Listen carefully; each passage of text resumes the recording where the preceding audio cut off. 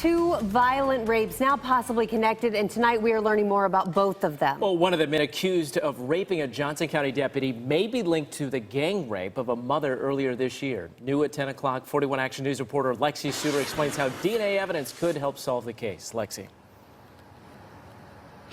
Yeah, that's right, Mike. I spoke with that victim who says she was raped in February. She couldn't comment on any of these new details, but her case was originally closed in August. So she was shocked to hear from police recently that they may know one of those men that was involved.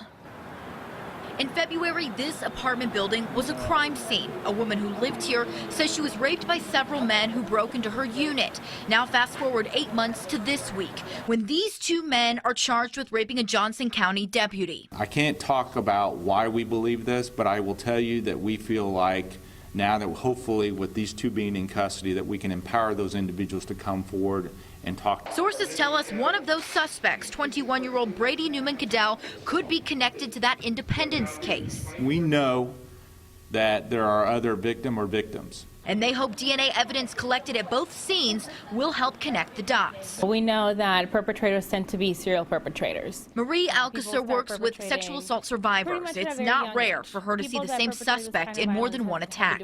People that perpetrate this kind of violence have been doing it for a while.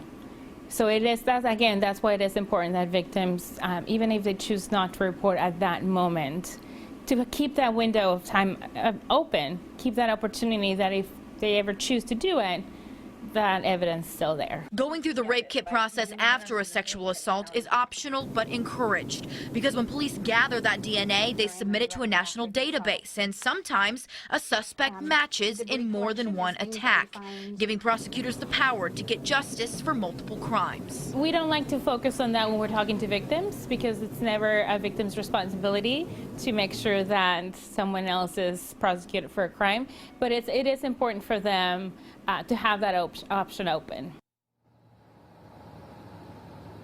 Independence police not commenting tonight. As for those two men that are charged with raping the Johnson County deputy, we expect to see them in a courtroom again next week. Reporting live tonight in Independence, Lexi Suter, 41 Action News.